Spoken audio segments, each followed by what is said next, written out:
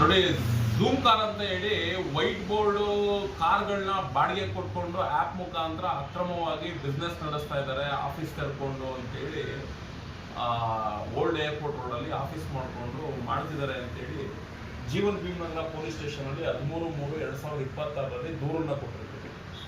ಈ ದೂರಿಗೆ ಸಂಬಂಧಿತವಾಗಿ ಒಂದು NCR ಮಾಡಿಕೊಟ್ಟಿರ್ತಾರೆ. ಅವತ್ತಿನ ದಿನನೇ NCR ಮಾಡಿಕೊಟ್ಟಿರ್ತಾರೆ. ಅದರದ್ದು ಅಪಾಯಿಂಟ್ಮೆಂಟ್ ಕಾಪಿ ಇದು ನೋಡಿ. ಹೆಚ್ಚು ಕಡಿಮೆ ಒಂದು 2 ತಿಂಗಳು ಹತ್ತತ್ರ ಆಯ್ತಾ ಬಂತು. ಇವತ್ತವರೆಗೂ ಕೂಡ ಈ ಝೂಮ್ ಕಾರ್ಗೆ ಸಂಬಂಧಪಟ್ಟಿರುವಂತಹ ಮಾಲೀಕರು ಯಾರಿದ್ದಾರೆ, ಇಲ್ಲ ಯಾರು ಮ್ಯಾನೇಜ್ಮೆಂಟ್ ವಹಿಸ್ಕೊಂಡಿದ್ದಾರೆ ಅಂಥವ್ರನ್ನ ಕರೆಸೋದಾಗಿರ್ಲಿ, ಮತ್ತೆ ನಿಮ್ಮ ಸಂಸ್ಥೆ ಲೀಗಲ್ ಆಗಿದ್ರೆ ಅದ್ರ ಡಾಕ್ಯುಮೆಂಟ್ ಆದರೂ, ಮತ್ತೆ ನೀವೇನು ಬಿಸ್ನೆಸ್ ಮಾಡ್ತಿದ್ದೀರಾ ಅದು ಲೀಗಲ್ ಆಗಿದ್ರೆ RTO ಡಾಕ್ಯುಮೆಂಟ್ ಆದರೂ ಸರಿ ತಗೊಂಬಂದು ಕೊಡಿ ಅನ್ನೋ ರೀತಿಲಿ ಹೇಳಿ, ನಾವು ಕೊಟ್ಟಿರುವಂಥ ದೂರಲ್ಲಿ ನೀವು ತಪ್ಪು ದೂರು ಕೊಟ್ಟಿದ್ದೀರಿ, ಅವ್ರು ಮಾಡ್ತಾ ಇರೋದು ಪರ್ಫೆಕ್ಟ್ ಬಿಸ್ನೆಸ್ಸು, ಯಾವುದೂ ಅಕ್ರಮವಾಗಿಲ್ಲ, ನೀವು ಅವ್ರ ಮೇಲೆ ಆರೋಪ ಮಾಡ್ತಿದ್ದೀರಿ ಸುಳ್ಳು ಅನ್ನೋ ರೀತಿಲಿ ಆದರೂ ನಮ್ಗೆ ಹೇಳ್ಬೇಕಾಗಿತ್ತು. ಈ ಪ್ರೋಸೆಸ್ನ ಎಕ್ಸ್ಪೆಷಲಿ ಯಾವ ಸ್ಟೇಷನ್ನು ಜೀವನ್ ಭೀಮನಗರ ಪೊಲೀಸ್ನವರು ಏನು NCR ಮಾಡಿದ್ದಾರೆ, ಈ ಪ್ರೋಸೆಸ್ಸೇ ಮಾಡ್ದಂಗೆ NCR ಮಾಡಿಕೊಟ್ರು. ಅವ್ರ ಪಾಡು ಅವ್ರು ಸೈಲೆಂಟ್ ಆದರು. ಅವತ್ತು ನಾವು ಹೋಗದಂಥ ದಿನದ್ದು ಫೋಟೋ ತಗೊಳ್ತಾರೆ. ತಕೊಂಡು ಈ ಕಾರಣಕ್ಕೆ ಇವರು ಬಂದು ಇಲ್ಲಿ ಕಂಪ್ಲೇಂಟ್ನ ಕೊಟ್ಟಿದ್ದಾರೆ ಅನ್ನೋದನ್ನು ಬಿಟ್ಬಿಟ್ಟು ಅವರ ಒಂದು ಪೊಲೀಸು ಅವ್ರದ್ದು ಏನು ಸ್ಟೇಷನ್ದು ಲೋಕಲ್ ಸ್ಟೇಷನ್ದು ಫೇಸ್ಬುಕ್ ಪೇಜ್ ಇರುತ್ತೆ, ನಾವು ನಮ್ಮ ಸ್ಟೇಷನ್ಗೆ ಆಟೋ ಚಾಲಕರುಗಳನ್ನ ಕರೆಸ್ಬಿಟ್ಟು ಅರಿವು ಮೂಡಿಸುವಂಥ ಕೆಲಸ ಮಾಡಿದ್ದೀವಿ ಅಂತೇಳಿ ಪೋಸ್ಟ್ ಹಾಕೊಂತಾರೆ. ಏನು ಪೊಲೀಸ್ ಇಲಾಖೆಯವರು ಫೋಟೋ ತಗೊಳ್ಳೋ ಉದ್ದೇಶ ಏನು, ಅವ್ರು ಯಾಕೆ ಬಂದಿದ್ರು ಅನ್ನೋದನ್ನ ಬರೆಯೋದು ಬಿಟ್ಟು ಬೇರೆ ರೀತಿ ಬರೀತಾರೆ. ಸರಿ, ಹೋದ್ರೆ ಹೋಗ್ಕೊಳ್ಳಿ ಬಿಡು, ನಮ್ಗೇನು ಕಂಪ್ಲೇಂಟ್ ಕೊಟ್ಟಿದ್ದೀವಿ ಅಟ್ಲೀಸ್ಟ್ ಇದಕ್ಕೊಂದು ನ್ಯಾಯ ಕೊಡಿಸುವಂಥ ಕೆಲಸ ಮಾಡ್ತಾರೆ ಅಂತ ಈ ಕೆಲಸ ಮಾಡಿಲ್ಲ.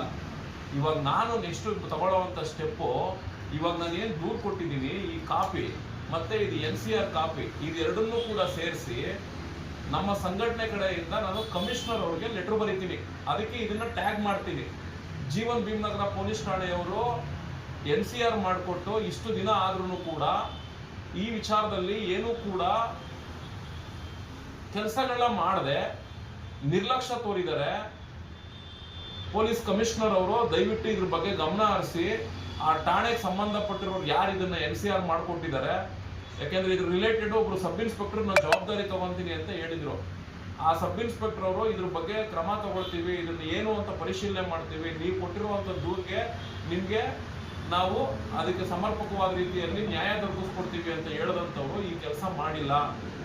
ಜೀವನ್ ಭೀಮನಗರ ಪೊಲೀಸ್ನವರಲ್ಲಿ ಈ ತರ ಒಂದು ನಿರ್ಲಕ್ಷ್ಯ ಧಾರಣೆ ಕಾಣ್ತಾ ಇದೆ ಅಂತೇಳಿ ಖಂಡಿತ ಲೆಟ್ರು ಬರೆದು ನಾನೇ ಖುದ್ದು ಹೋಗಿ ಟಪಾಲ್ ಸೆಕ್ಷನ್ ಆದ್ರೂ ಕೊಡ್ತೀನಿ, ಇಲ್ಲ ಕಮಿಷನರ್ ಸಾಹೇಬರು ಸಿಕ್ಕರೆ ಖಂಡಿತ ಅವ್ರನ್ನಾದ್ರೂ ಭೇಟಿ ಮಾಡಿ ಮನವಿ ಕೊಡುವಂತ ಕೆಲಸ ಮಾಡ್ತೀನಿ.